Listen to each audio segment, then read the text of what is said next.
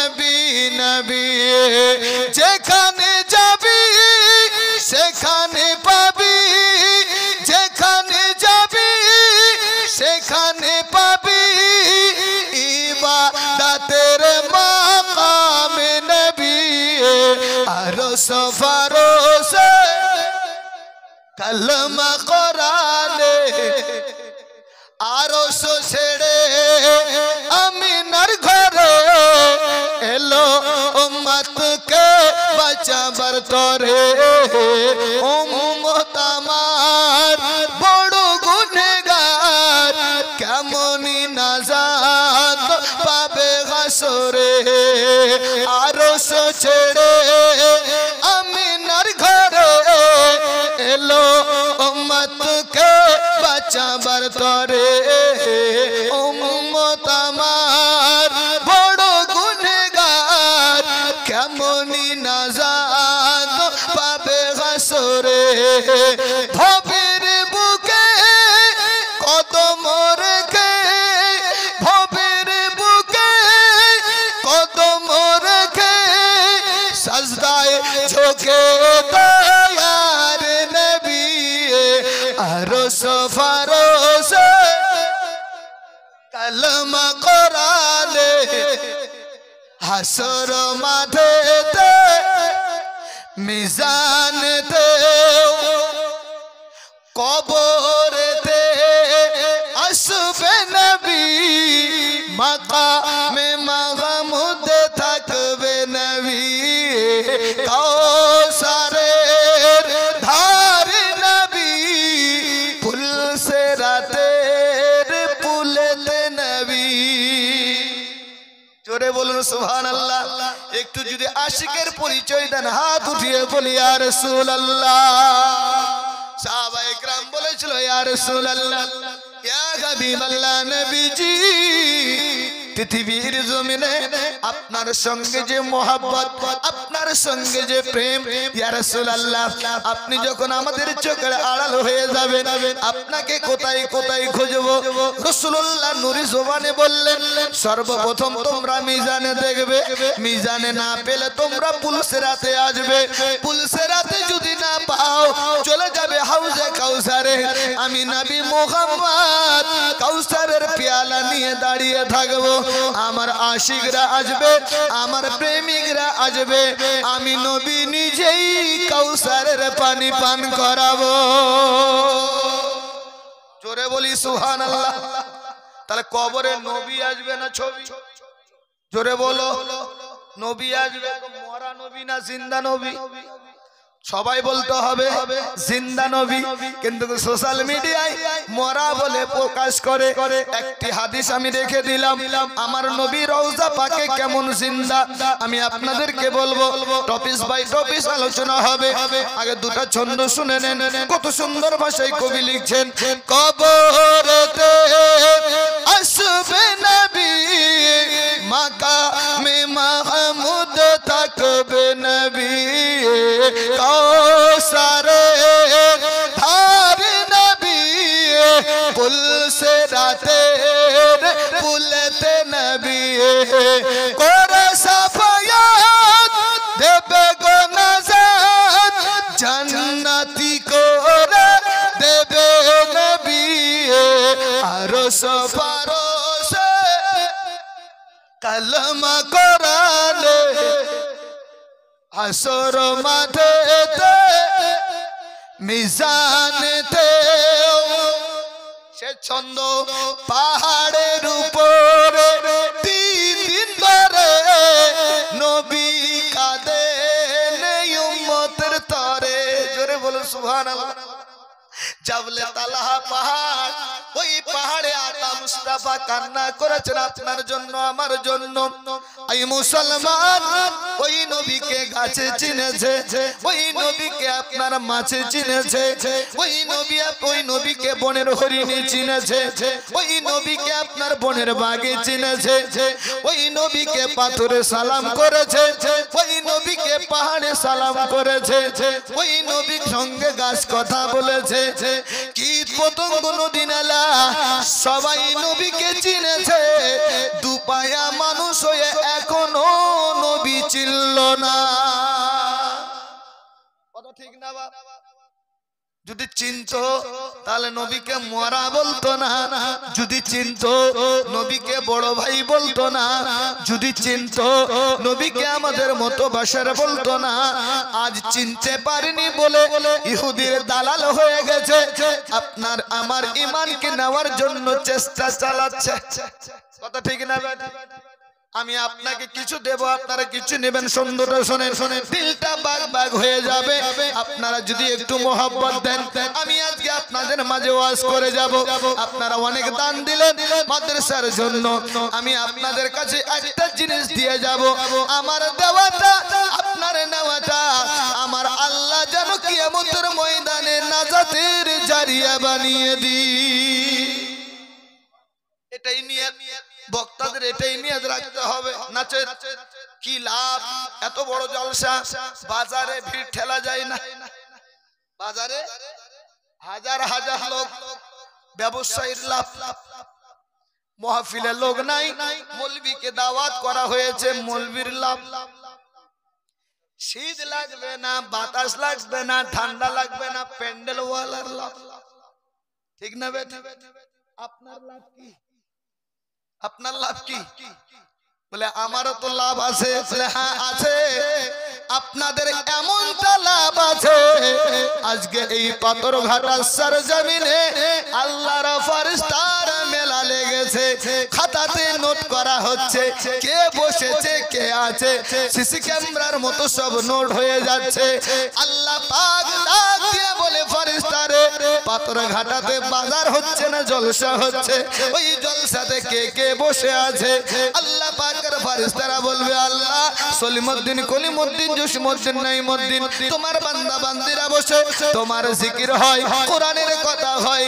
আমার আল্লাহ পাক বলে ফেরেশতারে তোরা সাক্ষী থেকে যা, গাওয়া হয়ে যা। যারা আমার কোরআনকে শোনার জন্য, দিনকে টিকিয়ে রাখার জন্য রাতের পর রাত জেগে থাকে, আমি আল্লাহর বড় দয়া হয়ে যায়, আমি আল্লাহ তাদের গুনাহগুলোকে মাফ করে দিলাম। আচ্ছা বলুন, বাজারে যারা ঘোরে এরা বুদ্ধিমান না ভাগ্যবান? বলেন, কথা বলেন। বুদ্ধিমানও না ভাগ্যবানও না, না ওরা বুদ্ধিমান। বাজারে যারা ঘোরে এরা হচ্ছে আসলে বুদ্ধিমান, আর মাহফিলে যারা বসে এরা হচ্ছে ভাগ্যবান। জোরে বলি সুবহানাল্লাহ।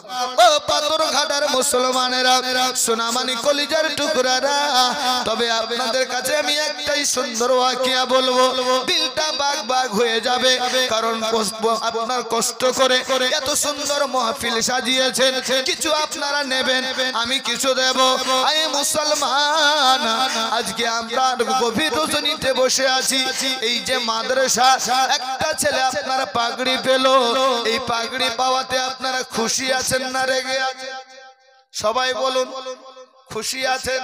কারণ আমার নবী বলছেন জান্নাতে যাওয়ার রাস্তা হলো চারটা।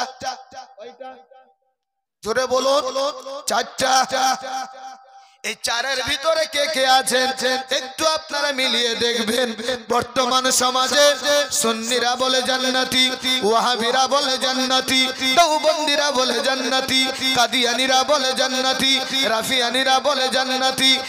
এক কথাই বলা যায় পৃথিবীর জমিনে যত মুসলমান সবাই জান্নাতে যেতে চায়, কিন্তু বাবা জাহান্নামে কেউ যেতে চায় না।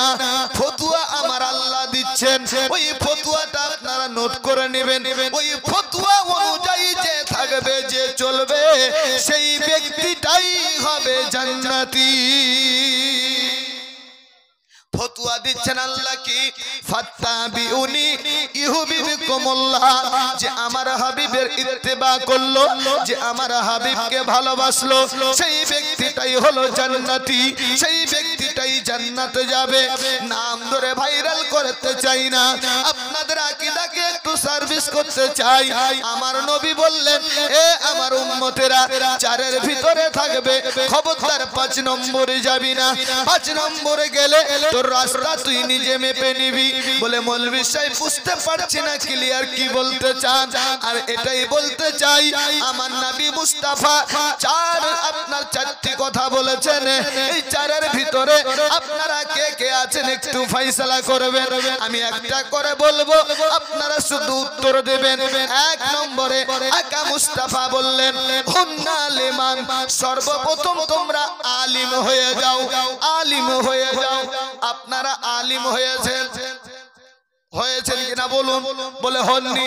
বলে একটা অপশন বন্ধ। আও মুতাআল্লিমান, তোমরা যদি আলিম না হতে পারো তোমরা ছাত্র হয়ে যাও, তালিম হয়ে যাও।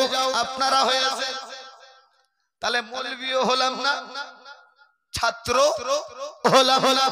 আকা মুস্তাফা বলছেন কমসে কম আলিম সমাজকে তোমরা মেনে নাও, আলিম সমাজ যেটা বলে সেটাকে গ্রহণ করো। আপনারা গ্রহণ করেছেন, করেছেন। এখানে পেলাম একজনের কাছে উত্তর ইনশাআল্লাহ। একজন বলছে হ্যাঁ মেনে নিয়েছি, আলিম সমাজকে মেনে নিয়েছি। তবে আমি মাওলানা নজরুল হোসেন বলতে চাই, যদি আলিম সমাজকে আমরা সবাই মেনে নিতাম তাহলে আমাদের সমাজে কখনো দুর্নীতি কাম হতো না। কেমন কথা? বলে হ্যাঁ।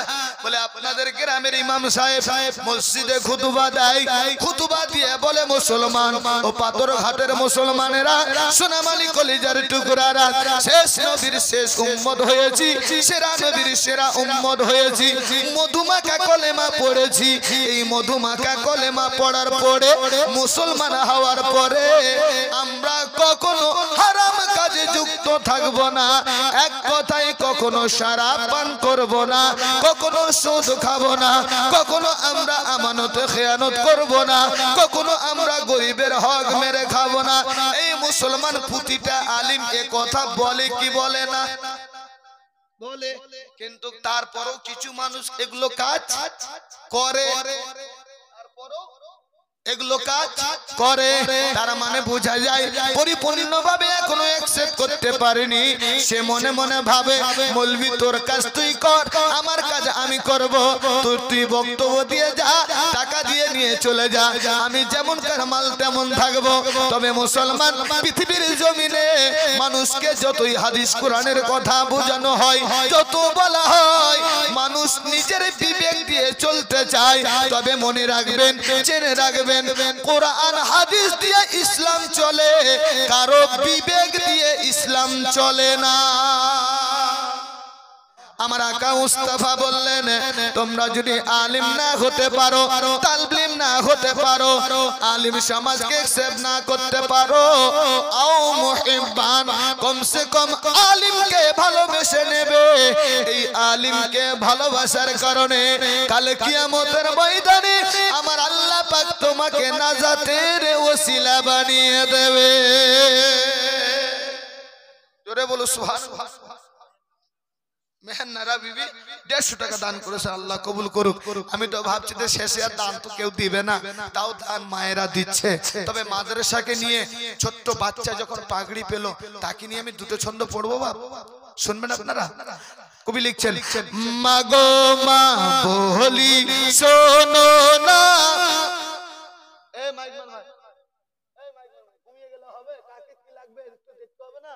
কারণ আগের বক্তারা যেমন দিয়েছেন চালিয়ে গেছেন, আমি তো বুঝতে পারছি তোমার আরো টনটা যাবে। বেশ কত? বেশ একটু কমাও না, 2 পয়েন্ট বেশ করো, 2 পয়েন্ট আর টন দাও, আওয়াজ ক্লিয়ার হবে। মাগো মা বলি শোনো না, পরে পাঞ্জাবি পাজামা মাদ্রাসাতে পড়তে যাব মনের বাসনা, আমি মাদ্রাসাতে পড়তে যাব মনের বাসনা। দ্বীনি শিক্ষা করলে হাসিল আল্লাহ তাআলা খুশি হয়, পাক মদিনা হইতে আমার দয়ার নবী দোয়া দেয়। একবার জোরে বলা যাবে সুবহানাল্লাহ, আর জোরে বলি সুবহানাল্লাহ।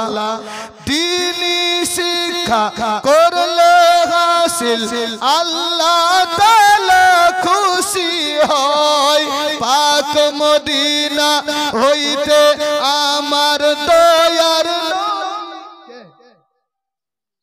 মায়ের তরফ থেকে সুবহানাল্লাহ 200 টাকা দান করেছেন। আল্লাহ আল্লাহ যে নিয়তে যে দান করেছে আল্লাহ কবুল করো, আমিন সুম্মা আমিন। দয়ার নবী দোয়া দেয়,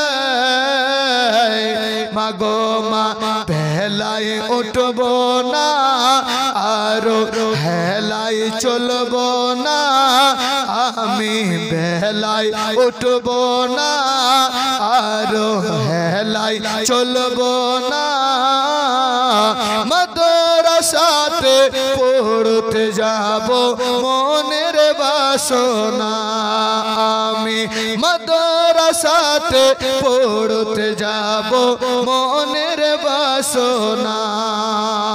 মাওলানাদের কথা শুনে মনে মনে রোজ ভাবি, নামাজ রোজা করলে কায়েম মিলবে জান্নাতের চাবি।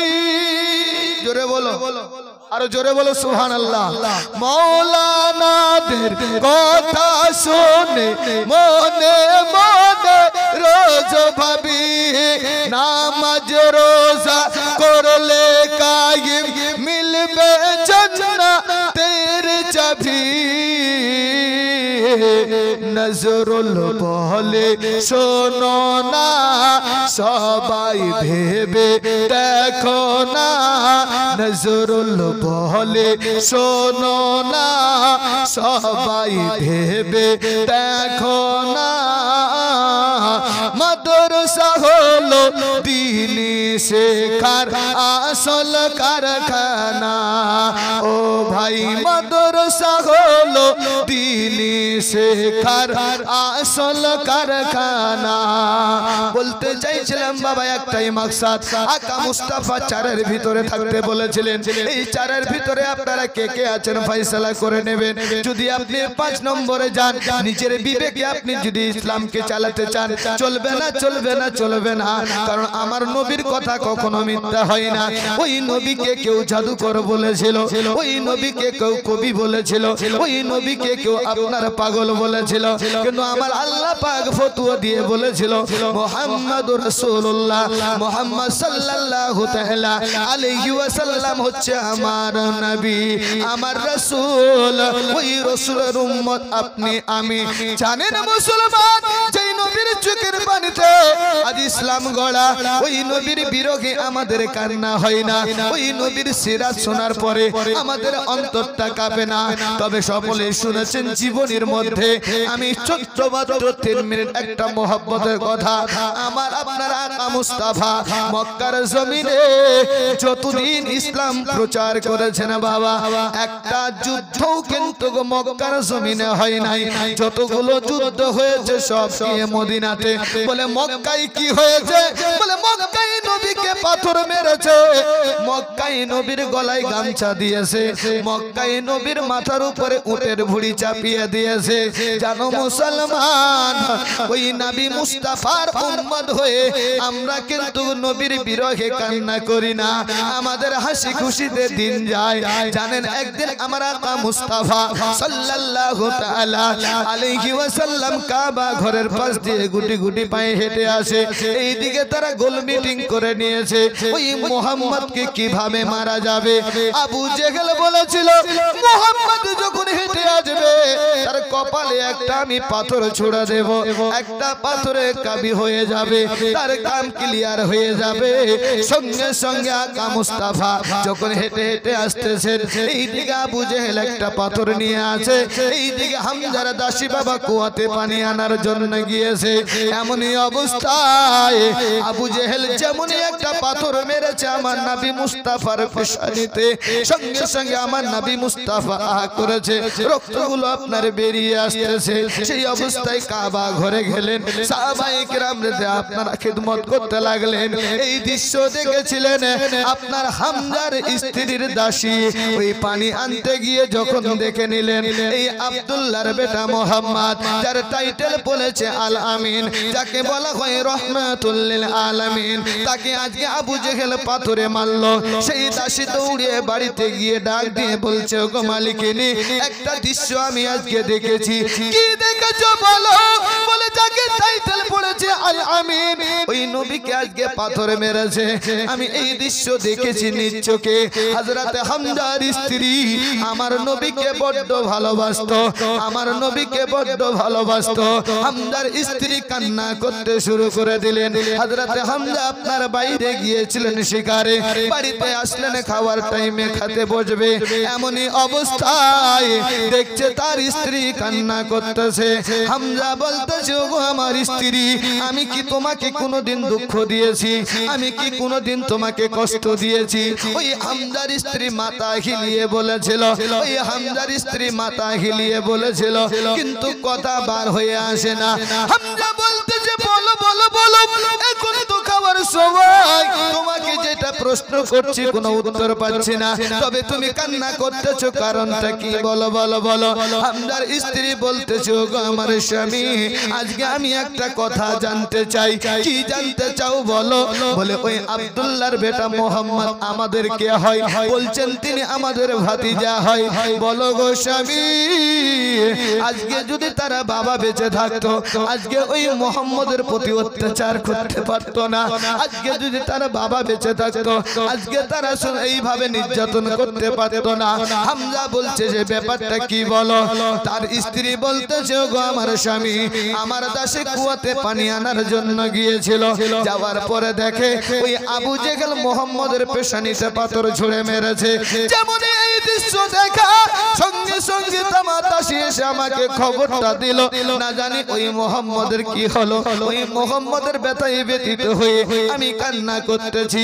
সঙ্গে সঙ্গে হামজা বেরিয়ে গেল, আবু জেহেলের কলারটা ধরলো, দুই চারটে ঘুষি দিয়ে দিল, ঘুষি দিয়ে আমার আকা মুস্তাফাকে খুঁজতে শুরু করে দিল। দেখে কাবা ঘরে সাহাবাদের উড়ুতে মাথা দিয়ে আমার নবী মুস্তাফা আপনার আরাম করতেছেন। সাহাবায়ে کرام বলে, ইয়া রাসূলুল্লাহ, ইয়া হাবিবাল্লাহ, নবীজি, আপনি হয়তো ভাবছেন মক্কার জমিনে কেউ নাই, তবে আপনার চাচা হামজা চলে এসেছে। যেমনই ওই চাচার কথা শোনা সঙ্গে সঙ্গে আকা মুস্তাফা দাঁড়ালেন, গুটি গুটি পায়ে হেঁটে যায়। হামজা বলতেছে, চাচা ভাতিজা মোহাম্মদ, আমি চলে এসেছি বাপু, টেনশন চিন্তার কারণ নাই, যে তোমাকে আঘাত করেছে তাকে আমি মেরে এসেছি। আমার নবী মুস্তাফা বলে, চাচা, তাকে মারাটা আমি বড় মনে করে নাই, তবে চাচা আমি মোহাম্মদ আজকে জানিয়ে দিলাম, আজকে ওরা আমাকে চিনতে পারেনি বলে তারা আমাকে পাথর মারে, তারা আমাকে পাগল বলে, তবে চাচা যেই দিন ওরা আমাকে চিনবে, মক্কার জমিনে কলেমার পতাকা উড়বে। যেই দিন চিনবে মক্কার জমিনে কলেমার পতাকা উড়বে, সবাই কলমা পড়ে মুসলমান হয়ে যাবে। ওই মুসলমানের আব্বাজি আমার, আজ দেখা যায় ওই রাসূলুল্লাহর সিরাতগুলো যখন শুনি চোখ দিয়ে এমনিতে পানি বেরিয়ে যায়, কিন্তু আমাদের ব্যথা হয় না, হাসি খুশিতে আমাদের দিন চলে যায়। আমার আকা মুস্তাফা বলছে, চাচা, যদি আমাকে আপনি সত্যিকারে প্রেম করেন, ভালোবাসেন, তাহলে মধুমাখা কলেমা পড়ে নেন, লা ইলাহা ইল্লাল্লাহ মুহাম্মাদুর রাসূলুল্লাহ সাল্লাল্লাহু আলাইহি ওয়াসাল্লাম। আমার আকা মুস্তাফা বলে, বিরাদার মিল্লাত ইসলামিয়া, যে মানুষকে মেরে দিয়ে আমার কাছে আপনি ভালো হতে পারেননি, বুঝানো বলার উদ্দেশ্য হচ্ছে একটাই, যে নবী মুস্তাফাকে মুখ দিয়ে পাওয়া যাবে না। নবী মুস্তাফাকে যদি সত্যিকারে প্রেম করতে হয় তো অন্তরস্থল থেকে প্রেম করে দেখুন, টাটকা রেজাল্ট পাবে। জোরে বলুন সুবহানাল্লাহ। অন্তরস্থল থেকে প্রেম করে দেখুন, টাটকা রেজাল্ট। বলে কেমন টাটকা রেজাল্ট? বলে নবীর সঙ্গে প্রেম করেছে। একজন 500 টাকা দিয়েছে, যদি অসুবিধা হয় কষ্ট দিব না, জি চলবে, আর একটু চলবে, জোরে বলি সুবহানাল্লাহ। এটা সুবহানাল্লাহ তো নাই, মানে কি ঘুম ধরেছে? সুবহানাল্লাহ হবে পরে, মানে বিষয়টা হয়েছে কি মাওলানা সাহেবরা তো বক্তব্য দিবে, মনটা আমার খারাপ হয়ে আছে, সুবহানাল্লাহ পরে বললেও চলবে, কিন্তু না সুবহানাল্লাহ বলবেন, আমি একটু চার্জ পাবো। আর 12টার পরে স্টেজ কেমন কেমনই লাগে নাকি হাজী সাহেব, এমনটাই লাগে, মানুষের দিমাগটাও ঘুম ঘুম লাগে। তো যাই হোক, আপনারা সাথ দিয়েছেন, অনেক মা বোনেরা আছেন।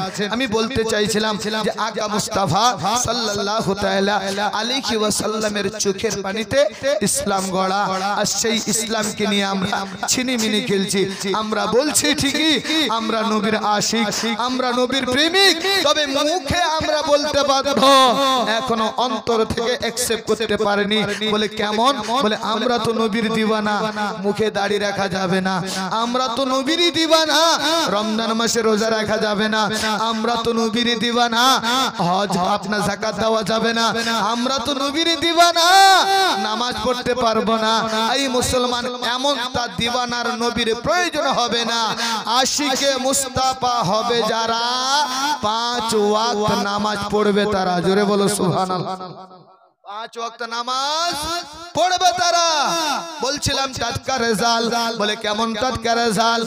বলে নবীর সঙ্গে প্রেম করেছিলেন একটা গাছ, ওই নবীর সঙ্গে প্রেম করার কারণে একটা গাছ যদি জান্নাতে যায়, আপনিও আমিও যদি নবীর সঙ্গে প্রেম করতে পারি, আমরাও জান্নাতে যাব। প্রেম হতে হবে অন্তর অন্তরস্থলে। কি হলো গো? হুজুর দোয়া হয়ে যায়, মায়েরা অনেক আছে না, তাহলে মায়েদের ওয়াজটা করতে হবে। তো যাই হোক, রাত হয়েছে তো, আর মায়েরা তো অনেক আছেন, তো যাই হোক আমি ওয়াজটাকে ঘুরিয়ে নিচ্ছি, আমি ওয়াজটা করছি মায়েদের জন্য, কারণ এরাই তো টোটো চালায়, এরাই তো দেশ চালায়, এরাই তো বাড়ি চালায়, কথা ঠিক না? ঠিকই আছে। এই সন্ধ্যা থেকে নিয়ে পর্যন্ত আলিম ওলামারা মায়েদের ব্যাপারে বক্তব্য রেখেছিল। আমি মায়েদের ব্যাপারে 6টা পয়েন্ট দিয়ে যাব, 6টা পয়েন্ট দিয়ে যাব, যদিও মায়েদের সংখ্যা অনেক। এ মা, এই 6টা পয়েন্ট আজকে আপনারা নিয়ে যাবেন, কারণ যদি আমরা জীবনী বলি একটা ওয়াকিয়া ধরলে জালসা ক্লিয়ার করে চলে যেতে পারি, কিন্তু না, আপনার কল্যাণের জন্য 6টি পয়েন্ট আমি বলছি, এটা একটু ক্লিয়ার করে দেই। তো মুহাম্মদুর রাসূলুল্লাহ, মুহাম্মদ সাল্লাল্লাহু তাআলা সাল্লাম হচ্ছেন আল্লাহর রাসূল, সেই রাসূলের কলেমা আমরা পড়েছি, এই কলেমা পড়ার পরেও কিন্তু আজকে আমরা হারাম কাজে যুক্ত হয়েছি। আমাদের নামটা বড় ভালো, কর্মটা আমাদের বড় খারাপ। যাই হোক, এবার বলবেন যে আমরা কর্মটা খারাপ করছি, তাহলে কি জান্নাতে যাব না? হ্যাঁ, অবশ্যই জান্নাতে যাবেন। পৃথিবীর জমিনে যেমন সাবান দিয়ে আপনারা গা পরিষ্কার করছেন, পৃথিবীর জমিনে সাবান দিয়ে গা পরিষ্কার করি না, সাবান দিয়ে সুন্দর করে গা পরিষ্কার করি, ময়লাগুলোকে দূর করি। আল্লাহ পাক বলে তুই আয়, তোর জন্য একটা জাহান্নাম তৈরি করেছি। ওই তুই পৃথিবীর জমিনে সাবান দিয়ে ময়লা দিয়ে তুই দূর করেছিস, সাবান দিয়ে গা সাফ করেছিস, আমি আগুন দিয়ে তোর গুনাহগুলো ধোবো, আগুন দিয়ে তোর গুনাহগুলো ধোবো, ওখানে তোকে বাঁচানেওয়ালা কেউ থাকবে না। আমি মুসলমান আব্বাজি আমার, আমি বলতে চাইছিলাম দ্বিতীয় আয়াত, আমিনান নাস মান ইয়াকুলু আমান্না বিল্লাহি ওয়া বিল ইয়াউমিল আখির ওয়া মা হুম বিমুমিনিন। পারা নম্বর হচ্ছে 1, সূরার নাম সূরা বাকারা, 2 নম্বর সূরা 8 নম্বর আয়াতের মধ্যে আমার আল্লাহ পাক ফতোয়া দিয়ে দিচ্ছেন। এই মুসলমান, অল্প একটু সময় খালি একটু আমি বুঝিয়ে দেই, আমার মায়েদের ওয়াজের দিকে আমি ফিরে যাচ্ছি। আমার আল্লাহ পাক ফতোয়া দিয়েছেন, পৃথিবীর কেউ স্বীকার করতে পারবে না। মাওলানা নজরুল যদি ফতোয়া দেয়, কেউ মানবে কেউ মানবে না। মুফতি আপনাদের মাদ্রাসার মাওলানা সাহেব যদি ফতোয়া দেয়, কেউ মানবে কেউ মানবে না, কিন্তু আমার আল্লাহ পাক ফতোয়া দিলে কেউ অস্বীকার করতে পারবে না। তাই কোরআন খুলে দেখুন, পারা নম্বর 1 সূরার নাম সূরা সূরা বাকারা আয়াত নাম্বার 8 এর মধ্যে আল্লাহ পাক বলতেছেন ওয়া মিনান নাস মান ইয়াকুলু আমান্না বিল্লাহি ওয়া বিল ইয়াউমিল আখির ওয়া মা হুম বিমুমিনিন। তৎকালীন যুগের মানুষেরা বলতো আমরা ঈমান এনেছি এক আল্লাহর উপরে এবং শেষ দিনের উপরে। আমার আল্লাহ পাক বলছেন ওয়া মা হুম বিমুমিনিন, কিন্তু তারা মুমিন নয়, মুমিন নয়, মুমিন নয়। তারা কি ছিল? বলে সূরা বাকারার 8 নম্বর আয়াত থেকে নিয়ে 20 নম্বর আয়াত পর্যন্ত মুনাফিকদের মধ্যে মুনাফিকদের জন্য নাজিল হয়েছে। এখনো তাদের খালাতো ভাই গ্রামগঞ্জে দেখা যায়, তারা বলতে থাকে আল্লাহকে মেনে নাও, শেষ দিনকে মেনে নাও, আর কিচ্ছু মানার দরকার হবে না। আমি বলতে চাই মুসলমান, নামাজ পড়লেই মুমিন হওয়া যায় না, রোজা রাখলেই মুমিন হওয়া যায় না, যাকাত দিলেই মুমিন হওয়া যায় না, দান করলেই মুমিন হওয়া যায় না। মুমিন হতে গেলে শর্ত লাগবে 4টা। কয়টা? এই জোরে বলো। জান্নাতে যাওয়ার রাস্তা কয়টা? আর মুমিন হতে গেলে শর্ত 4টা। এই 4 ব্যতীত একটা যদি কেউ অস্বীকার করে দেয় সে মুমিন হবে না, মুসলমান থাকবে কিন্তু পাক্কা মুমিন হবে না।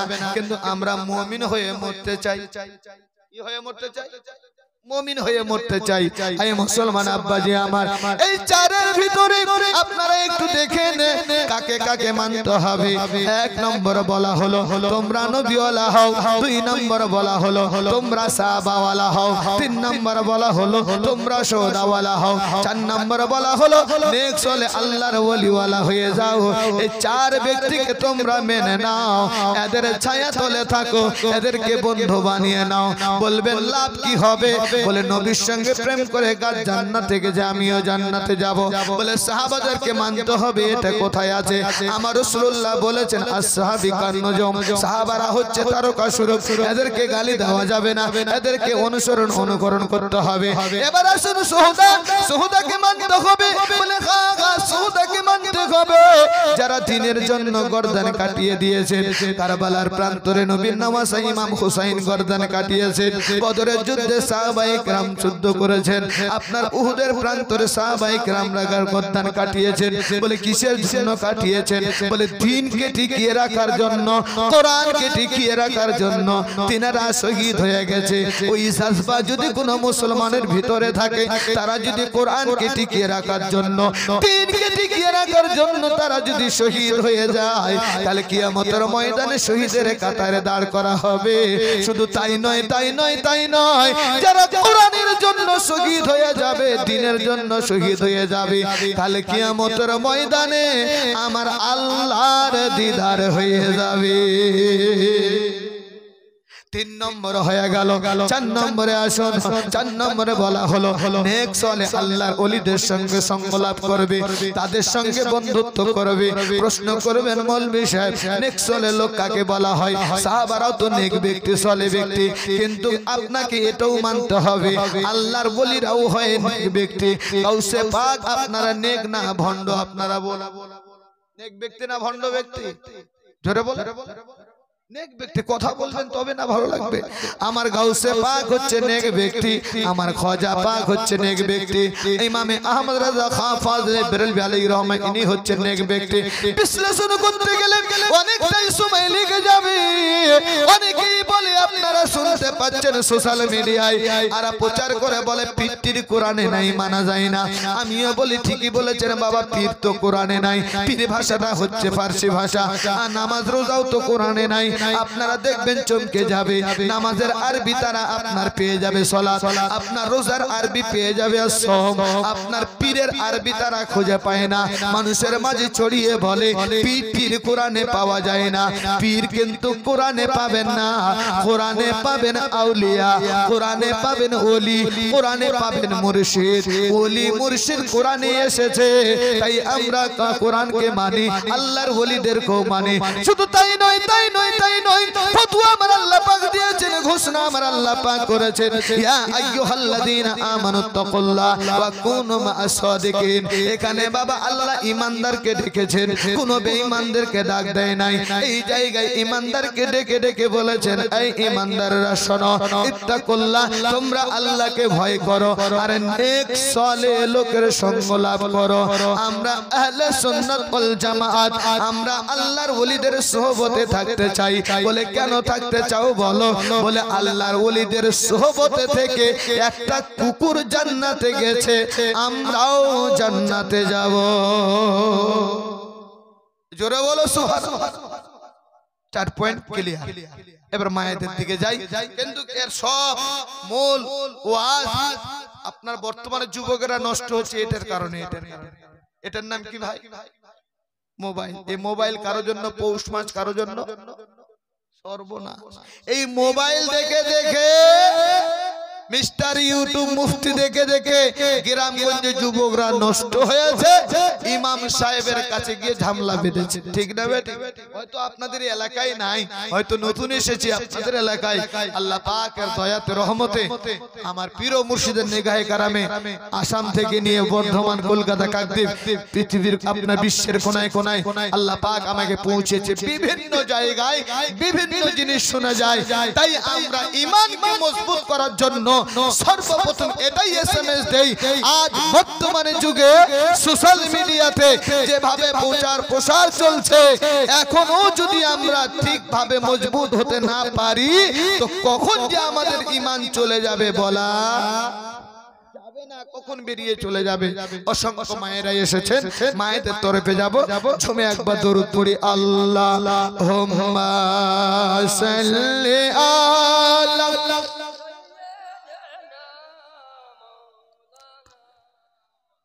ওয়ালা আলি সাইয়্যিদিনা ওয়ালা আলি সাইয়্যিদিনা মাওলানা মুহাম্মদ। ভাবিদের হাতে দেখো বড় বড় ফোন। কাদের হাতে? কাদের হাতে? ভাবিদের হাতে। এখানকার ভাবিরা এখন বলছি না, আমাদের দিকের কথা বলছি। এখানকার ভাবিদের সব ছোট ছোট মোবাইল, মানে ওয়াজে ঢুকছি তো তাই ছন্দটা পড়ছি, পড়বো ছন্দটা পড়বো। ভাবিদের হাতে দেখো বড় বড় ফোন, স্বামীর সংসারে এদের নাই কোনো মন। হাঙ্গা ভাবিদের হাতে দেখো বড় বড় ফোন, স্বামীর সংসারে এদের নাই কোনো মন। মোবাইল ছাড়া এরা বড়ই অচল, মোবাইল ছাড়া এরা বড়ই অচল। কেমনি গড়িবে এরা স্বামীর মহাল। কলিকাল কলিকাল কলিকাল, এ কেমন কলিকাল। মোবাইল ছাড়া কারো চলে না তো দিন কাল। কলিকাল জীবন সাথী আজ নেটে আর মোবাইলে, নামাজ রোজার কেউ রাখে না খায়াল। কলিকাল এ মা খালারা শুনে যাও, রাতের বেলা গোমা আপনার কল্যাণের জন্য 6টি পয়েন্ট দিয়ে যাই। সন্ধ্যা থেকে নিয়ে বসে আছেন, অনেক ওলামায়ে কিরাম বক্তব্য রেখেছেন, আমি লাস্ট 6টি পয়েন্ট দিয়ে যাই। যদি একটা মা আপনার ভালো হয়ে যায়, একটা বোন ভালো হয়ে যায়, আজকে পাথরঘাটা মাদ্রাসা দারুল উলুমে এক বিরাট ধর্মীয় জলসা লাগিয়েছেন। কাল কিয়ামতের ময়দানে এই জলসাটাই সাদকায়ে জারিয়া হয়ে যাবে। তাই মাইরা শুনুন, আকা মুস্তাফা সাল্লাল্লাহু তাআলা আলাইহি ওয়াসাল্লাম নামাজরত অবস্থায় ঘরে রয়েছেন, চোখ মোবারক গুলো ফুলে গিয়েছে। হযরতে ফাতেমা জোহরা রাদিয়াল্লাহু তাআলা আনহা হযরতে আলীকে ডাক দিয়ে বলতেছেন, ওগো আমার স্বামী, ওগো আমার মাথার মুকুট, চলুন চলুন চলুন একটু নবীর দরবারে হাজির দেই। বেশ কয়েকদিন হয়ে গেল নবীর দরবারে হাজির দেয় নাই। তবে আকা মুস্তাফা সাল্লাল্লাহু তাআলা আলাইহি ওয়াসাল্লামের মেরাজ তো বাবা একাধিক ভাবে হয়েছে, মেরাজে বিভিন্ন দৃশ্য দেখেছে। সেখান থেকে আমি 6টি পয়েন্ট আমি আপনাদেরকে দিয়ে যাই। আকা মুস্তাফা ঘরের মধ্যে রয়েছেন, হযরতে ফাতেমা আর আলী গিয়েছেন, দরওয়াজায় দাঁড়িয়েছেন, ফাতেমা সালাম দিয়েছেন, সঙ্গে সঙ্গে আমার রাসূলুল্লাহ উত্তর দিয়েছেন। ভিতর থেকে বলে কে? বলে আমি ফাতেমা। বলে সঙ্গে কে আছে? বলে আমার স্বামী আলী রয়েছে। এবার দরওয়াজা খোলা হলো, স্বামী আর স্ত্রী ভিতরে প্রবেশ করলেন। যেমনই ভিতরে প্রবেশ করা, রাসূলুল্লাহর চোখ মোবারক গুলো আপনার লাল লাল হয়ে গেছে। হযরতে ফাতেমা বলে ইয়া রাসূলুল্লাহ, ইয়া হাবিবাল্লাহ, নবী গো, আপনার দরবারে এতবার এসেছি গিয়েছি, আপনার চোখ মোবারক এমনটা লাল দেখতে পাই নাই, তবে আজকে আপনার চোখ মোবারক গুলো লাল হয়ে আছে, কারণটা কি আমি একটু জানতে পারি? যেমনই এই কথা বলা, আমার রাসূলুল্লাহ বলছেন বেটি ফাতেমা শুনবে? বলে হ্যাঁ হ্যাঁ শুনবো। বাপু আলী তুমি শুনবে? বলে হ্যাঁ হ্যাঁ শুনবো। এবার আমি আমার রাসূলুল্লাহ সাল্লাল্লাহু তাআলা আলাইহি ওয়াসাল্লাম বলতেছেন, কোন জায়গার কথা বলতেছেন? বলে বেটি শোন, আমি গেলাম মেরাজে, অনেক দৃশ্য দেখলাম, জান্নাত দেখলাম, জাহান্নামে আমাকে যখন মালিক আলাইহিস সালাম ঘোরাতে নিয়ে গেল, আমি একটা দুইটা নয় বেটি, ছয়টা নারীকে দেখলাম। দৃশ্য তো অনেক দেখেছে, তা তো বলা সম্ভব হবে না, তবে বেটি আমি জিজ্ঞাসা করছিলাম এরা কারা? সেই জাহান্নামের দারওয়ান মালিক আলাইহিস সালাম বলেছিল এটা হলো শেষ নবীর উম্মতিরা, তাই আমি তাদের ব্যথায় ব্যথিত হয়ে কান্না করছি। শুধু তাই নয়, তাই নয়, তাই নয় মুসলমান, আকা মুস্তাফা যখন এক এক করে দৃশ্যগুলো দেখছিলেন, চোখ দিয়ে আপনার কোন দিয়ে পানি বইতে বইতে দাড়ি মোবারক পর্যন্ত ভিজে গিয়েছিল। এমনই অবস্থায় জাহান্নামের গাড্ডায় ওই চোখের পানি পড়বে, সঙ্গে সঙ্গে আপনার দরওয়াজা লাগিয়ে দেওয়া হয়েছিল। আকা মুস্তাফা বলেছিল মালিক রে, আমি একটা করে দৃশ্য দেখছিলাম, তুমি কেন লাগিয়ে দিলে? ওই জাহান্নামের দরওয়ানে মালিক বলেছিল নবীজি, আপনার এক ফোঁটা চোখের পানি যদি এই জাহান্নামের গর্তের মধ্যে পড়ে যায়, এটা জাহান্নাম থাকবে না, জান্নাতের বাগিচা হয়ে যাবে। কোন রহমাতুল লিল আলামিন নবীর উম্মত আমরা, কোন পাওয়ারফুল নবীর উম্মত হয়েছি আমরা। আজ সেই নবী মুস্তাফা থেকে একটা করে দুইটা নয়, 6টা পয়েন্ট মায়েদের উদ্দেশ্যে। এ মা শোনো শোনো শোনো, এক একটা করে বর্ণনা করা হচ্ছে। এক নম্বর যেই দৃশ্যটা দেখেছিল, একটা মহিলা আপনার চুলের সাহায্যেই ঝুলিয়ে রাখা হয়েছিল, বাঁচাও বাঁচাও বলে চিৎকার করে, কিন্তু বাঁচানেওয়ালা কেউ নাই। আর একটা দৃশ্য দেখেছিল, একটা মহিলার আপনার ঝুলিয়ে রেখেছে, আপনার গাল দিয়ে আপনার রক্তগুলো বইয়া বইয়া যাচ্ছে, কিন্তু ওই সময় চিল্লাতে পারে না, কিন্তু বাঁচানেওয়ালা কেউ নাই। তৃতীয় দৃশ্য যখন দেখলেন, একটা মহিলার হাত বাঁধা, একটা মহিলার পা বাঁধা, বাঁচাও বাঁচাও বলে চিৎকার করে, কিন্তু বাঁচানেওয়ালা কেউ নাই। কেন চিৎকার করে জানো রে মা? তার বুকের মধ্যে আগুন দাউ দাউ করে জ্বলতেছে, সে চিল্লিয়ে চিল্লিয়ে বাঁচাও বাঁচাও বলতেছে, কিন্তু বাঁচানেওয়ালা কেউ নাই। 4 নম্বর দৃশ্যটা যখন দেখেছেন, আপনার হাত বাঁধা একটা মহিলার, পা বাঁধা একটা মহিলার আপনার আগুনের মধ্যে ফেলা হয়, আগুন থেকে আবার উঠানো হয়। এটা কোন মহিলার দৃশ্য ছিল। একটা ফেরেশতা তাকে আগুনের মধ্যে ফেলায়, সেখান থেকে আবার তুলে নেয়। ভালো করলে বুঝতে পারবেন, আপনারা ফুটবল খেলা দেখেছেন, একদিকে প্লেয়ার মারলে আরেক দিকে উড়িয়ে যায়, আর একদিকে মারলে আরেক দিকে উড়িয়ে যায়। তেমনি ভাবে ওই মেয়েটাকে জাহান্নামের আগুনে ফেলানো হয়, সেখান থেকে উঠানো হয়। আর 5 নম্বর দৃশ্যটা যেটা দেখেছিল, একটা নয় দুইটা নয়, 2 রকম কালার, কেউ বলেছে গাদা, কেউ বলেছে শুকুরের মতো রং হয়েছে, নাউজুবিল্লাহি মিন যালিক। আপনার 6 নম্বর যেটা দৃশ্য দেখেছিল, এই মহিলাটা কি কাজ করেছিল? জাহান্নামের তক্তার মধ্যে শুইয়ে দিয়েছিল, তার সাপ বিচ্ছু কামড় দেয়, জাহান্নামের আযাব তাকে দেওয়া হয়, বাঁচাও বাঁচাও করে চিৎকার করে, কিন্তু বাঁচানেওয়ালা কেউ থাকবে না। কয়টা দৃশ্য বললাম? কয়টা? আপনারাও মনে রাখবেন, বলতে পারবেন যে হ্যাঁ শেষ বক্তা 6টা পয়েন্ট বলেছিল। বিরাদার, 1 নম্বর যে মহিলাটাকে চুলের সাহায্যে ঝুলিয়ে রাখা হয়েছিল পৃথিবীর জমিনে, এই মহিলাটা কি এমন কাজ করেছিল, কেন তাকে চুলের সাহায্যে ঝুলিয়ে রাখা হলো? বর্তমান সমাজে যেটা বেশি দেখা যায়, বর্তমান সমাজে আমার ঘরের বেটি, আমার ঘরের স্ত্রী আর কারো ঘরে নয়, মুসলমান ঘরের স্ত্রীরা বেটিরা চুলের বাহার করে ঘরে ঘরে কি ঘরে না বাবা ঘুরছে, তো সেটা আমাদেরই ঘরে মেয়ে, আমাদেরই স্ত্রী ঘুরছে। কোথায় দেখেন? বাজারে দেখেন, আপনার বলা হয়েছে মেলাতে দেখেন, আপনার টাউনে। শোনো রে মা, যদি আপনারা কাল থেকে এটা তওবা করে নিতে পারে, ইনশাআল্লাহ এখনো সময় আছে।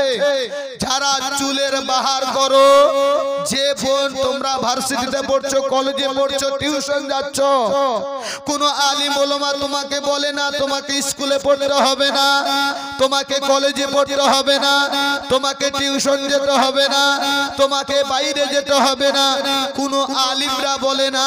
প্রতিটা আলিম বলে বোন তুমি যখন বাইরে যাবে তো হিজাব করে যাবে, চুল বের করে যাবে না। কথা ঠিক না বেটি? চুল বের করে যাবে না, ঢাকিয়ে যাবে। কিন্তু মুসলমান আজ দেখা যায় জলসা বাড়িতে এসেছে, চুল আপনার উধাম করা আছে।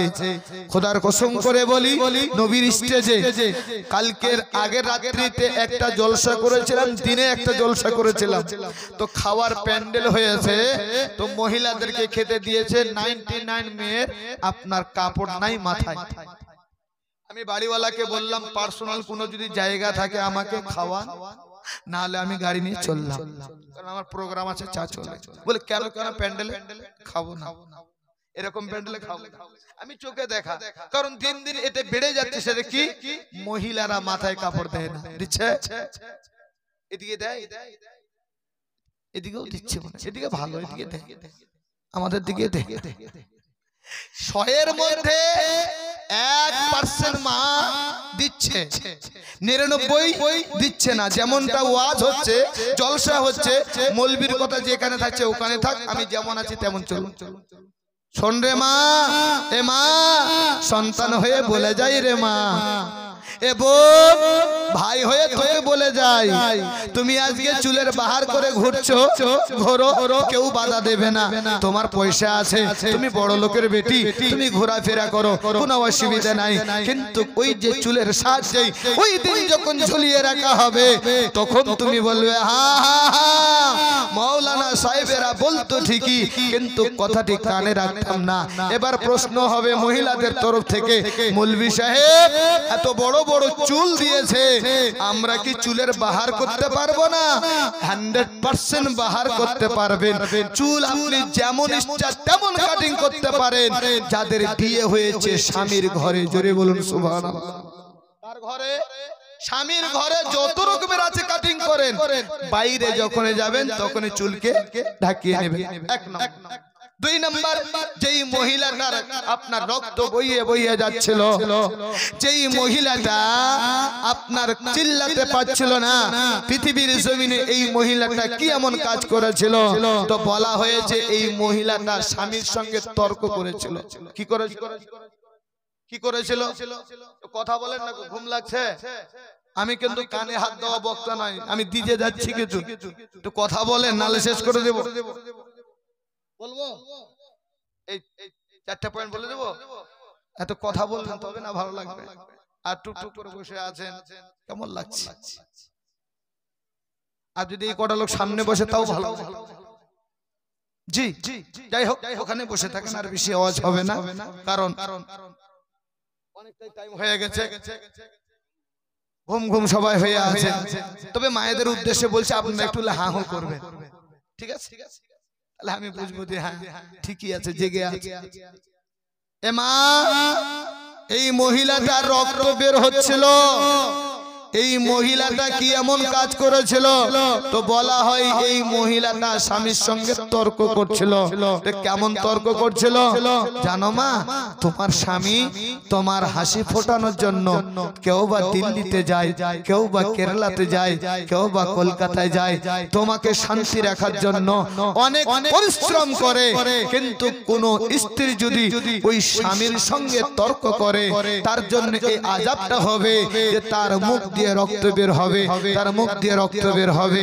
ঠিক কোন মহিলা যদি এই অভ্যাসটা রাখে যে স্বামীর সঙ্গে কথাই কথাই তর্ক করবে, তওবা পড়ে নেবেন। হ্যাঁ, যদি কথা বলার হয় ইচ্ছা আপনি বলবেন, তবে স্বামী যতটুকু বলবে আপনিও ততটুকু বলবেন।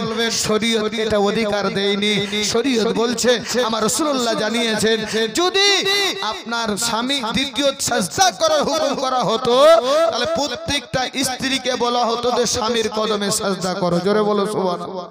তো দ্বিতীয় সাজদা করা কি হারাম। শুধু আপনারা সুবহানাল্লাহ বললেন, এটা আপনাদেরকেও দিচ্ছি, স্ত্রীদেরকে কি করতে হয় এই পয়েন্টের মধ্যে সেটা দেব ইনশাআল্লাহ। তাহলে বোঝা গেল, এক নম্বরে চুলের বাহার করত বলে চুলের সাহায্যেই ঝুলিয়ে রাখা হলো। দুই নম্বরে আপনার বলা হয়েছে ওই মহিলাটা স্বামীর সঙ্গে তর্ক করত বলে তাকে রক্ত বের হচ্ছে, মুখ দিয়ে চিল্লাতে পারে না। তিন নম্বরে একটা মহিলার হাত বাঁধা, পা বাঁধা, বুকে দাউ দাউ করে আগুন জ্বলছে। পৃথিবীর জমিনে এই মহিলাটা কি করেছে? আয় মা, গভীর মনোযোগ সহকারে শুনে যাও রে মা। যেই মেয়েটার হাত বাঁধা, যেই মেয়েটার পা বাঁধা, বুকে দাউ দাউ করে আগুন জ্বলে, ওই মহিলাটা চিল্লিয়ে চিল্লিয়ে বলে, বাঁচাও বাঁচাও বাঁচাও বাঁচাও। কিন্তু গো মা, ওই জায়গায় বাঁচানেওয়ালা তো কেউ নাই, বাঁচানেওয়ালা তো কেউ নাই। এবার বলবেন মৌলভী সাহেব, মেয়েটা পৃথিবীর জমিনে কি করেছিল? তো পাওয়া যায় পৃথিবীর জমিনে এই মহিলাটা পরকীয়ার কাজে লিপ্ত ছিল। বলো নাউজুবিল্লাহ। কি কাজে? কি কাজে? পরকীয়া। বোঝেন তো বাপ, এখন সমাজে পরকীয়া বেড়েছে না কমেছে? এ বলুন, বেড়েছে। হেডমাস্টারকে মোবাইল খবরে আপনারা শুনছেন, দেখছেন, এমুকে 3 দিনে 3টে ছেলের বাঁধ ভেঙে গেছে। আমি নোট করে রেখেছি কিছুটা, তার জন্য ছন্দের মাধ্যমে বলছি। ফোন ফোন ফোন ফোন করে মানুষ আছে ফোনে মজে, জানে না মন কাকে কখন সাজাবে সে সাজে। মা শোনো, তোমাদের উদ্দেশ্যে বলি, ফোন ফোন ফোন ফোন করে মানুষ আছে ফোনে মজে, জানে না মন কাকে কখন সাজাবে সে সাজে, জানে না মন কাকে কখন সাজাবে সে সাজে।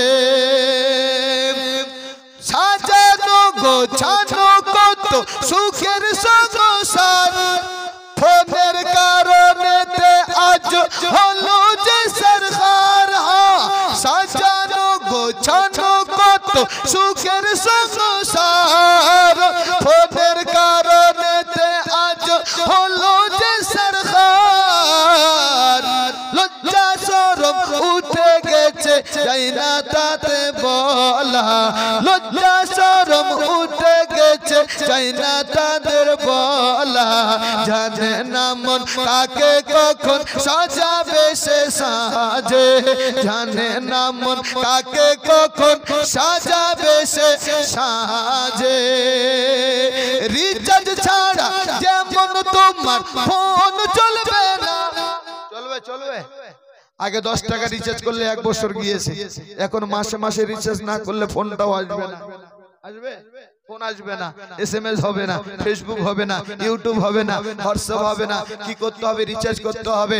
আরে বাবা, আরে মা, পৃথিবীর কোম্পানি যদি এই সিস্টেম করে দেয়, এই সিস্টেমটা যদি আমি আপনি অ্যাকসেপ্ট করতে পারি, একবার তাকিয়েছেন যে আল্লাহ পাক আমাকে আপনাকে সৃষ্টি করেছেন, যে আল্লাহ পাক এতগুলো নিয়ামত দিয়েছেন, যে আল্লাহ পাক সব কিছু আমাদেরকে দিয়েছেন, ওই আল্লাহ পাকের ইবাদত না করলে আমাকে আপনাকে চিনবে? জোরে বলো, চিনবে না। তবুও কিন্তু মানুষ কেন অজানা। রিচার্জ ছাড়া যেমন তোমার ফোন চলবে না,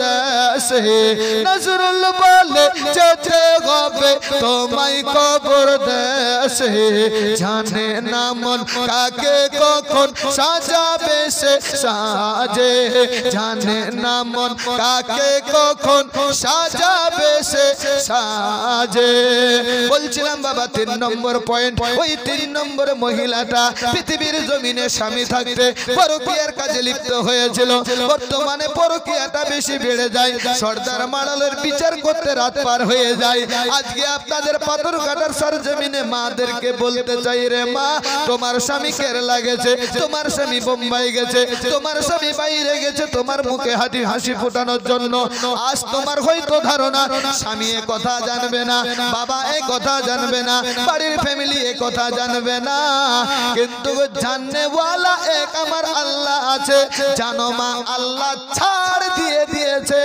কিন্তু ছেড়ে দেবে না ছেড়ে দেবে না 3 নম্বর মহিলাটা পরকীয়ার কাজে লিপ্ত ছিল বলে তাতে এই আযাব হলো এবার আসুন 4 নম্বর মহিলা আপনার হাত বাঁধা পা বাঁধা আগুনে ডুবা হয় আগুন থেকে উঠা হয় এই মহিলাটা পৃথিবীর জমিনে কি কাজ করেছিল এই মহিলাটা কি এমন খারাপ কাজ করেছিল যার হাত পা বেঁধে আগুনে ডুবানো হয় আর উঠানো হয় তবে কিতাবের মধ্যে পাওয়া যায় এই মহিলাটা সর্বদাই নাপাক নাপাক নাপাক কি ছিল সর্বদাই নাপাক ছিল এই যে মাদ্রাসার মৌলভী সাহেব বসে আছেন জিজ্ঞাসা করে নেবেন যে মহিলারা মাসে 3 দিন নাপাক হয় কেউ বা 7 দিন কেউ বা 10 দিন এর বেশি তো নাপাক হয় না কি বলেন 3 দিন 5 দিন 7 দিন 10 দিন এর বেশি তো নাপাক হয় না কিন্তু এই জায়গায় বলা হলো সর্বদাই নাপাক থাকে তার মানে এর মধ্যে আরো কিছু কিন্তু আছে আপনারা ভালো বলতে পারবেন আচ্ছা ওই মেয়েরা যে নখে লাগায় ওগুলো কি বলে নখ পালিশ বলে আপনারা কিনে দিয়েছেন তো ওইজন্য আপনারা ভালো বলতে পারবেন আঙ্গুলে লাগালে নখ পালিশ লাগা হলো আচ্ছা নখ পালিশ লাগিয়ে যদি কোনো মহিলা ফরজ গোসল করে ওযু হবে জোরে বলো ওযু হবে না আর ঠোঁটে যেটা লাগায় ওটা কি বলে বা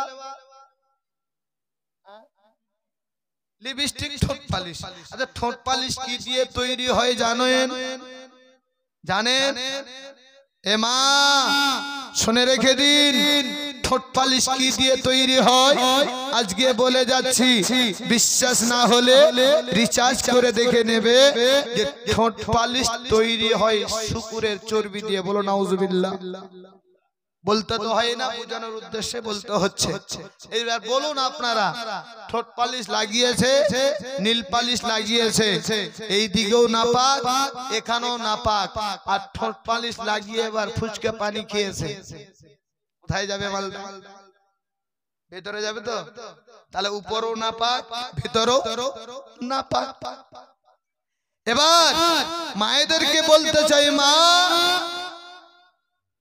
কেমিক্যাল যুক্ত ঠোঁট পালিশ আর নীল পালিশ এটা শরীয়ত হারাম বলেছে এটা লাগা যাবে না এর পরেও যদি কেউ লাগায় আলিম ওলামা মৌলবীরা ঝগড়া করতে যাবে না এবার মহিলারা বলবে মৌলভী সাহেব আমরা নীল পালিশ লাগাতে পারবো না ঠোঁট পালিশ লাগাতে পারবো না তাহলে আমরা কি ব্যবহার করব জানো মা যেই নবী 63 বছর জিন্দেগানি কাটিয়েছে যেই নবী 63 বছরে আমার আপনার জন্য কেঁদেছে ওই নবী বলেছে শোনো তোমরা মেহেন্দি ব্যবহার করবে জোরে বলো সুবহানাল্লাহ কি ব্যবহার করবে মেহেন্দি ব্যবহার করো হাত রঙাও মেহেন্দি ব্যবহার করো মেহেন্দি ব্যবহার করাটা তোমার জন্য জায়েজ হয়ে গেল আর কেমিক্যাল যুক্ত জিনিস ব্যবহার করাটা তোমার জন্য হারাম হয়ে গেল এবার কোনটা তোমাকে ভালো লাগবে সেটা তুমি আমল করবে তবে এই মহিলাটার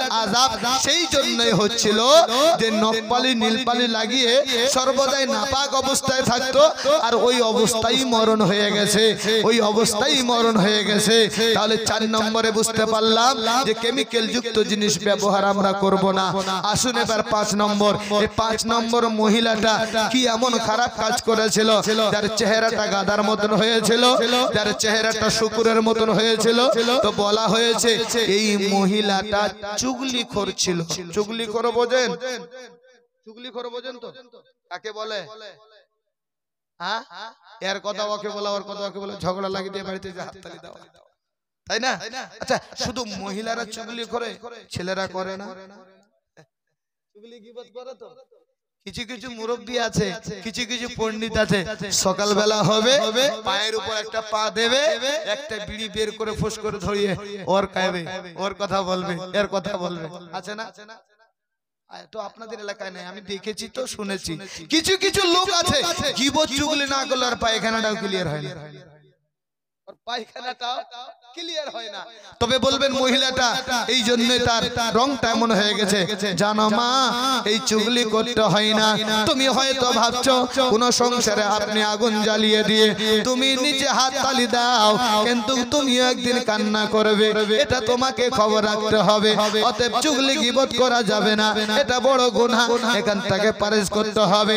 এবার প্রশ্ন করবেন মৌলভী সাহেব, এক নম্বরে তো চুলের বাহার করত, 2 নম্বরে তো আপনার বলা হয়েছে স্বামীর সঙ্গে তর্ক করত, 3 নম্বরে পরকীয়ার কাজে যুক্ত ছিল, 4 নম্বরে সর্বদাই নাপাক ছিল, 5 নম্বরে এই মহিলাটা সর্বদাই বলা হয়েছে চুগলি গীবত করেছিল। তবে 6 নম্বর মহিলাটা আর কি কাজ করলো? তাকে কেন আযাব দেওয়া হলো? কি এমন ভুল কাজ করলো? তবে এই কথাটা শুনলে পরে দিলটা তাজা হয়ে যাবে। শোনো রে মা, ওই মহিলাটা পাক্কা নামাজি ছিল, ওই মহিলাটা রমজান মাসে রোজা রেখেছিল, ওই মহিলাটা দানী ছিল, সব ভালো কাজ তার ভিতরে ছিল, কিন্তু জাহান্নামের তক্তায় কেন শুইয়ে রাখা হলো? কি এমন একটা ভুল কাজ করেছে? জানো রে মা, পৃথিবীর জমিনে এই মহিলাটা মাঝে মাঝে খোঁটা মারত, খোঁটা খোঁটা খোঁটা। খোঁটা মারা বোঝেন? বোঝেন? খোঁটা মারা কাকে বলে বুঝেন না? বুঝিয়ে দিচ্ছি। ছোট আপনাদের গ্রামে স্কুল আছে? স্কুল আছে আপনাদের গ্রামে? স্কুলে যে আপনার বাচ্চাটা পড়তে আসছে, ছোট থেকে বড় হয়েছে, বাবা নাই, মা নাই, চাচির কাছে লালিত পালিত হয়েছে, বাচ্চাটা বড় হয়েছে, চাচিকে বলছে, চাচি আমি তো স্কুল যাচ্ছি। হ্যাঁ, ওই চাচি বলেছিল, দেখ ওই গাছে একটা আম আছে বাবু, আমাকে একটু পেড়ে দে তো। ওই বাচ্চাটা বলেছিল, চাচি স্কুলের সময় হয়ে গেছে, মাস্টার মশাই বলবে, স্কুলে আমাকে যেতে হবে। তখন ওই চাচি বলেছিল, ও তোর যখন কেউ ছিল না, আমি তোকে রান্না করে খাওয়ালাম, আমি তোকে পোশাক পরালাম, আমি তোকে সব কিছু করে দিলাম, আজ তুই আমাকে চিনলি না। এই যে পুরনো কথাগুলো মাঝে মাঝে যখন খোঁটা দেয়, এই খোঁটা দেওয়ার কারণে এই মহিলাটাকে আযাব দেওয়া হয়। শুধু মহিলা নয়, পুরুষের ক্ষেত্রে আজকে বলবো, অনেকে পুরুষ আছে যে মাঝে মাঝে খোঁটা দেয়, সে বলে আমি তোকে এটা করে দিয়েছি, ওটা করে দিয়েছি, তার অন্তরটা চাকনাচুর হয়ে গিয়ে বলে, আজকে যদি আমার বাবা বেঁচে থাকতো, আজকে যদি আমার মা বেঁচে থাকতো, আমার চাচা এইভাবে বলতো না, অন্তরটা আপনার ভেঙে যায়। জানেন মুসলমান, আপনি এই যে মাঝে মাঝে খোঁটা মারতেন, এই খোঁটা মারাটা আমার আল্লাহ পছন্দ করে না। আচ্ছা, এই মুমিনের অন্তরটা কত বড় দামি, গুপ্ত মেরাজ থেকে বলবো একটা পয়েন্ট, সময় হবে শুনবেন?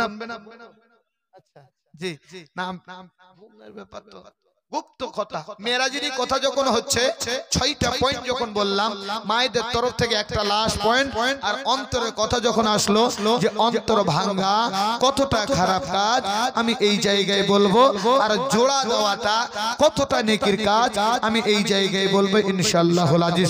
চলুন মুসলমান, আকা মুস্তাফা সাল্লাল্লাহু তাআলা আলাইহি ওয়াসাল্লাম হযরত আয়েশা সিদ্দিকা রাদিয়াল্লাহু তাআলা আনহাকে বলছে, আয়েশা বলো তো, বলো তো, আজকে আমি মোহাম্মদ বড় খুশি আছি, তুমি আজকে যা চাইবে আমি তোমাকে তাই প্রদান করব। জোরে বলো সুবহানাল্লাহ।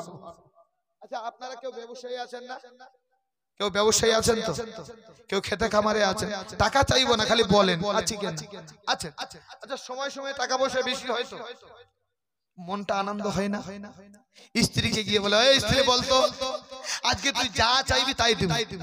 তো আমাদের গ্রামের, আমাদের ঘরের, আমাদের দেশের স্ত্রীদের একটা অভ্যাস, যদি স্বামী এই কথা বলে দেয়, আমার স্ত্রীর কথা বলি, আপনাদের কথা বলছি না, যদি বলি গিয়ে কালকে আমার স্ত্রীকে পাথরঘাটায় গিয়েছিলাম 40,000 টাকা দিয়েছে, তো আমার স্ত্রী বলবে আমাকে এক ভরি সোনা কিনে দাও, আমাকে এক ভরি সোনা কিনে দাও। মিশালটা বুঝবেন। আপনার স্ত্রীর ব্যবসায় আছেন, আপনি বলবেন টাকা অনেকগুলো নিয়ে এসেছে, বলতো বলতো রে আজকে তুই যা চাইবি তোকে তাই দেব। তো আপনার স্ত্রী বলবে কি আর দেবে, বেনারসি একটা ভালো শাড়ি কিনে, ভালো একটা শাড়ি কিনে দাও, এটা চেয়ে বসবে। আম্মা জান আয়েশা সিদ্দিকা রাদিয়াল্লাহু তাআলা আনহা যেমনি এই কথা শোনা, সঙ্গে সঙ্গে আকা মুস্তাফা বলতেছে, আয়েশা রে বলো বলো বলো, আজকে তুমি যা চাইবে আমি নবী তাই দেব, বলো তুমি কি চাও? আয়েশা বলে, দুই জাহানের বাদশাকে পেয়েছি। ও আয়েশা আর কি চাও? হযরতে আয়েশা আর কোনো জবাব দিলেন না, সঙ্গে সঙ্গে চলে আসলেন আবু বকর সিদ্দিকের কাছে। আবু বকর সিদ্দিকের কাছে এসে বলতেছে, ওগো আব্বাজান, আকা মুস্তাফা বলতেছেন আমি যা চাইবো আজকে তাই প্রদান করবে, তবে আমি দুনিয়ার কোনো সামান চাইনি। আবু বকর সিদ্দিক রাদিয়াল্লাহু তাআলা আনহু বাপ কেমন আর বেটি কেমন, বাপ শিক্ষা দিচ্ছে বেটিকে, ওগো বেটি আমার রাসূলুল্লাহর কাছে দুনিয়ার কোনো ধন চাইবি না, তুই রাসূলুল্লাহর কাছে একটা জিনিস চাইবি, সেটা হলো কি জানো? যে আল্লাহর কাছে মেরাজের রাত্রিতে গুপ্ত যেটা কথা হয়েছে সেই কথাটি আমি আয়েশা জানতে চাই। জোরে বলো সুবহানাল্লাহ। স্বামী আর স্ত্রীর একটা মহব্বত আছে না, ভালোবাসা আছে না, সবকিছু আছে। একটা মিসাল দিলে আমার পুরো ওয়াজটা আপনারা বুঝতে পারবেন স্ত্রী কতটা দামি হয়, স্বামী কতটা দামি হয়। বর্তমানে যুগে স্বামী আর স্ত্রীর মধ্যে একদম ফারাক চলছে। সকালবেলা উঠে স্ত্রীর চোখ বড় বড়, স্বামীর চোখ বড় বড়, স্বামী বলছে হা, স্ত্রী বলছে হচ্ছে না, এগুলো ও বহু ঝগড়া। বলে কেমন করে? স্ত্রী নেককার, স্বামী হচ্ছে বদকার। বুঝবেন? পয়েন্ট দিচ্ছে, একটা মিসাল দিচ্ছি, আর এই মিসালটা নিলেই বুঝে যাবেন যে পৃথিবীর জমিনে জিন্দেগানিতে যদি বেঁচে থাকেন স্ত্রীর গায়ে কোনোদিন হাত দিবেন না, জিন্দেগানিতে যদি বেঁচে থাকেন ওই স্ত্রীর প্রতি অত্যাচার করবেন না। হ্যাঁ হ্যাঁ, যেইসে করনি ওইসে ভরনি, যেমনটা করবেন তেমনটা ফল দেবেন। আকা মুস্তাফা বলেছেন, জানো পৃথিবীর মানুষ আমার রাসূলুল্লাহ যেই কথা বলে সেটা হাদিস হয়ে যায়। সকালবেলা উঠে স্বামী একে অপরকে দেখে যদি মুস্কি মেরে হেসে দেয়, ওই বাড়িতে যেন জান্নাতের বাগান হয়ে যায়। জোরে বলি সুবহানাল্লাহ। মুস্কি মেরে হেসে দেয়, মহব্বত নজরে তাকায়, স্বামী স্ত্রীর মহব্বত কত বড় একটা জিনিস। আমার আকা মুস্তাফা বলেছে, জীবনে যদি ধনী হতে চাও তাহলে স্ত্রীকে মহব্বত করো, প্রেম করো, এদেরকে মেরো না, এদেরকে গালি দিও না। বর্তমানে সোশ্যাল মিডিয়ায় দেখা যাচ্ছে স্ত্রীর বাবা, আপনার শ্বশুর আব্বা জামাইকে ফোন না দিতে পেরে বেটি মারা গেছে, বেটি মারা গেছে। শুনেছেন খবরে, দেখা যাচ্ছে বাস্তবে কিছু ঘটনা ঘটে যাচ্ছে। তুই এক কাপুরুষ বললেই চলে, স্ত্রীকে মারবে বলে নিয়ত করেছে, আজকে মারবে, কালকে মারবে, একদিন গেল, 2 দিন গেল, 3 দিন গেল, কিন্তু কোনো দোষ পাচ্ছে না। আর স্ত্রীটি এতটাই নেককার ছিল, এতটাই নেককার ছিল যে আমার স্বামী যা যা প্রয়োজন ওই স্ত্রী জোগাড় করে রাখতো। দেখুন ও মারার চান্স পায় না। 5 দিন বেলায় ও নিয়ত করে নিয়েছে, হাল ভাইছে, আর বলছে আজকে যেমন করে হোক স্ত্রীকে মারবই। ওর মারা শখ জেগেছে। আমার আল্লাহ বলছে, আয় তোকে, আয় তোকে মারাবো না, পায়খানা খেলাবো, আমি আল্লাহ ভালোই জানি। স্ত্রী কি? স্ত্রী কি? নেককার। স্ত্রী নেককার, আমি কথা বলে গা মশলাচ্ছে, সব ঘুম ধরছে। বদকার। স্ত্রী নেককার, স্বামী বদকার। এমনই অবস্থায় 5 দিনের বেলাতে আপনার হাল বয়ে এসে গোসল করেছে, এই দিকে স্ত্রী খাবার সব রেডি করে রেখেছে। এমনই অবস্থায় ছোট্ট বাচ্চা পায়খানা করে দিয়েছে। স্ত্রী বলছে, হায় হায়, এখন যদি পায়খানাটা সাফ করি তো খেতে এসে যদি না দেখে তো পাইকারি মারে, এখনই মারবে, কি করি? তো আমরা ঢাকন বলি, আপনারা কি বলেন? ঢাকন বলেন আপনারা? আমাদের দিনাজপুরের ভাষা ঢাকন। তো কি হলো, হঠাৎ বুদ্ধি ঢাকন দিয়ে পায়খানাটা ঢেকে দিল। যেমনি পায়খানা ঢেকে দিয়েছে, স্বামী এসে উপস্থিত, খেতে দিয়েছে, যা যা ছিল সবকিছু করেছে, ওটা দে ওটা দে ওটা দে।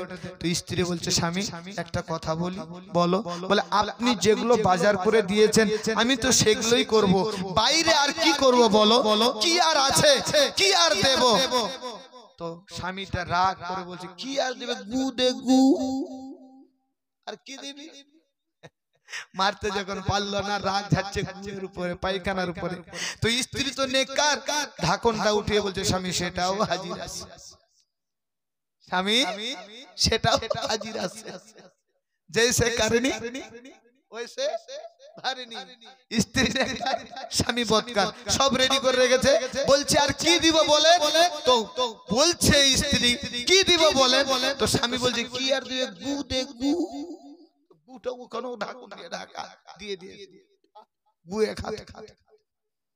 ব্যবস্থা করে দিয়েছে কে? ওইভাবে করেছে, মানে ওইটাই তো বললাম প্রথমে, জৈসা কারণী ভারিনী, যেমনটা করবে তেমনটা ফল পাবেন। হ্যাঁ হ্যাঁ, স্ত্রীদের প্রতি জিন্দেগানিতে আপনি হাত তুলবেন না, স্ত্রীদের প্রতি অত্যাচার করবেন না, বাড়ি থেকে বরকত উঠে যাবে। হ্যাঁ মুসলমান, আকা মুস্তাফার কাছে শুনে নেন। আকা মুস্তাফা আমার রাসূলুল্লাহ সাল্লাল্লাহু তাআলা আলাইহি ওয়াসাল্লাম কেমনটা মহব্বত করতেন, কেমনটা ভালোবাসতেন, বিশ্লেষণ তো আসে যাব না। আমি একটাই পয়েন্ট বুঝাতে চাইছিলাম যে মুমিনের অন্তর কেমন করে ভাঙা হয়, কেমন করে ভাঙলে আপনার ভাঙলে কি হয়, আর জোড়া লাগিয়ে দিলে কি হয়। আকা মুস্তাফা সাল্লাল্লাহু তাআলা আলাইহি ওয়াসাল্লামের কাছে হযরত আয়েশা ছুটে আসলেন, তাকে বলতেছেন, ইয়া রাসূলুল্লাহ, ইয়া হাবিবাল্লাহ, নবীজি, আমি আয়েশা আর কিচ্ছু চাই না, দুনিয়ার কোনো ধন সম্পত্তি চাই না, তবে আমি আয়েশা একটা জিনিস জানতে চাই। কি জানতে চাও আয়েশা? বলো বলো বলো। বলে, ইয়া রাসূলুল্লাহ, আমি আপনার কাছে এটাই জানতে চাই, মেরাজের রাত্রিতে হাজারো কথা হয়েছে, এই হাজারো কথার মধ্যে একটা গুপ্ত কথা আমি আয়েশা জানতে চাই, আমার আল্লাহর সঙ্গে কি গুপ্ত কথা হয়েছে? সঙ্গে সঙ্গে শোনার পরে আমার আকা মুস্তাফা মুস্কি মেরে হেসে দিলেন।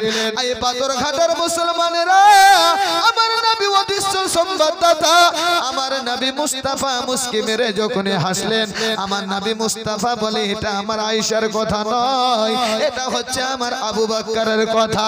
তবে আমি মোহাম্মদ যখন বলেছি যা চাইবে তাই প্রদান করব।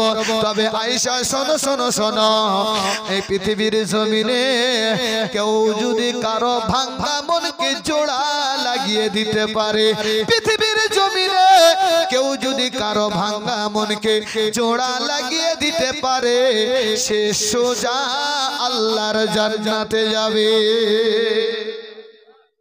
এবার আপনারা ফয়সালা করবেন, ভাঙ্গা মন করবেন না, যারা মন ভেঙে আছে তাদেরকে জোড়া লাগাবেন। তবে অনুরোধ করে যাই, আমার আকা মুস্তাফা হাজারো কথার মধ্যে এটা একটা গুপ্ত কথা। হযরত আয়েশা সিদ্দিকা রাদিয়াল্লাহু তাআলা আনহা এই কথাটা শুনে আবু বকরের কাছে ছুটে গেলেন, ডাক দিয়ে বলতেছেন, ওগো আব্বা জানা, আমার রাসূলুল্লাহ বললেন পৃথিবীর জমিনে যদি কারো ভাঙ্গা মনকে কেউ জোড়া লাগিয়ে দিতে পারে, আমার নবী বলেছে সোজা জান্নাতে যাবে। হযরত আবু বকর সিদ্দিক রাদিয়াল্লাহু তাআলা আনহু কান্না করতে শুরু করে দিলেন। আম্মা জান আয়েশা বলতেছেন, আব্বা জান, আমি আয়েশা দেখেছি আপনি অনেক ভাঙ্গা মনকে জোড়া লাগিয়ে দিলেন, কেন আপনি কান্না করছেন, কারণটা কি? আবু বকর সিদ্দিক রাদিয়াল্লাহু তাআলা আনহু বলেছিলেন, বেটি আয়েশা শোনো, আমার নবী তো বলেছেন পৃথিবীর জমিনে কারো ভাঙ্গা মনকে জোড়া লাগালে জান্নাতে যাওয়া যাবে, কিন্তু বেটি কেউ যদি কারো মনকে ভাঙিয়ে দেয়, সে সোজা জাহান্নামে যাবে। সোজা কোথায় যাবে? জাহান্নামে যাবে। তাই একে অপরে যত পারবেন মিলিয়ে দেওয়ার চেষ্টা করবেন, বিচ্ছেদ করে নয়, চুগলি করে নয়, গীবত করে নয়, কারণ আমরা মুমিন মুসলমান, আমাদের এটাই শান, এটাই প্রমাণ, আমরা একে অপরে মিলেমিশে থাকবো। বলুন ইনশাআল্লাহ। রাত গভীর না হলে আমি খোদার কসম করে বলি, হয়তো আমরা নেটে দেখেছেন, পার্ট টু পার্ট আলোচনা করতাম মন ভরে। মানে কথায় বলে না, ভেঙ্গে গেলে মেলা রে ভাই আর জমে না, ডুবে গেলে বেলা রে ভাই আর ওঠে। বিষয়টা তাই দাঁড়িয়ে গেছে, কারণ শেষে এমনটাই টাইম দিয়েছেন যে বক্তারও এনার্জি ফেল, শ্রোতারও এনার্জি ফেল, ঠিক কি না?